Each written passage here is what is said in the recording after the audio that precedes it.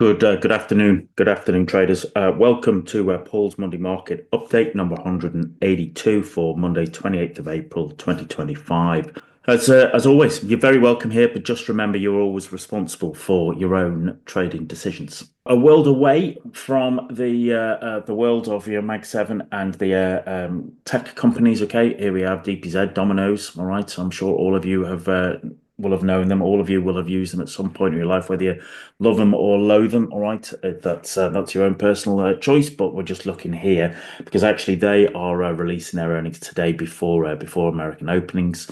Once again, this is the weekly chart. Intriguingly, when I look at this chart, what my eye kind of sees is that the big round numbers have been pretty relevant, okay, for the last few years there in terms of. But let's just bring this up. At $300, okay, has acted as support. $400 has acted as either places where its prices as pivot or as support, and then also $500 as well, okay, where we tipped off just a couple of months ago. We earlier last year we ran up and then basically double topped before. Where do we go? 400. So it'd be interesting to see the pre-market is down by about sort of $11-12. I'm curious to see what those numbers are.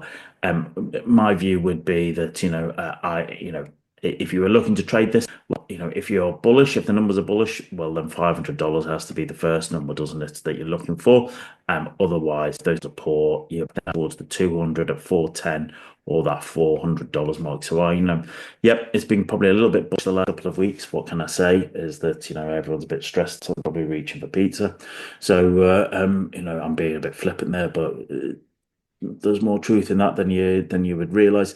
But as I said, those I've been looking at 500 and 400. Those are the big numbers of interest to me on that. Okay, and we'll see what they how they A, what the numbers are released, and B, how that looks in the pre-market. It could make for an interesting session today.